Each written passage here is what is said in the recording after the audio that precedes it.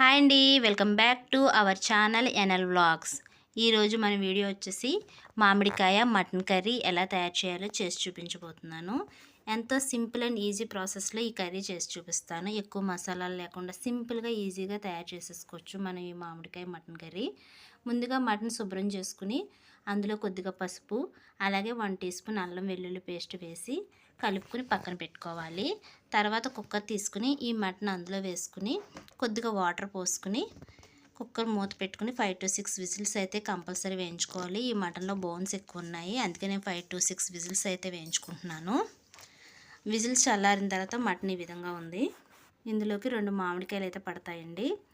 అలాగే మామిడికాయలు ఇలా ముక్కల కింద కట్ చేసుకుని అలాగే ఆనియన్స్ కూడా కట్ చేసుకోవాలి. ఇప్పుడు స్టవ్ వెలిగించుకుని కడాయి పెట్టుకుని కొద్దిగా ఆయిల్ వేసుకోవాలి.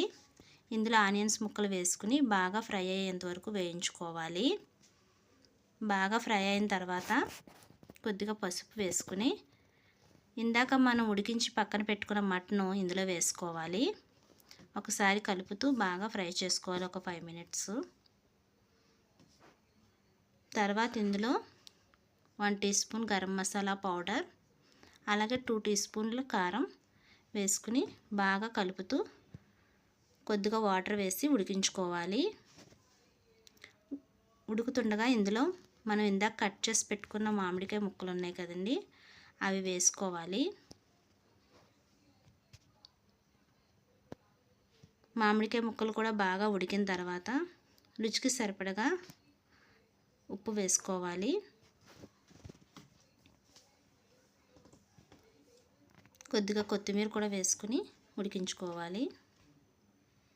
అంతే, ఎంతో సింపుల్ అండ్ ఈజీ ప్రాసెస్లో మామిడికాయ మటన్ కర్రీ అయితే రెడీ అయిపోయింది. నేను ఎక్కువ మసాలాలు వేయలేదు. దీన్ని బౌల్లో తీసేసుకుందాం. కొంచెం కొత్తిమీర వేసి గార్నిష్ చేసుకుంటున్నాను. మీకు నచ్చినట్లయితే నా ఛానల్ లైక్ చేయండి, షేర్ చేయండి, సబ్స్క్రైబ్ చేయండి. మీకు ఏమైనా రెసిపీస్ కావాలంటే కింద కామెంట్ సెక్షన్లో తెలియజేయండి. Thanks for watching my channel.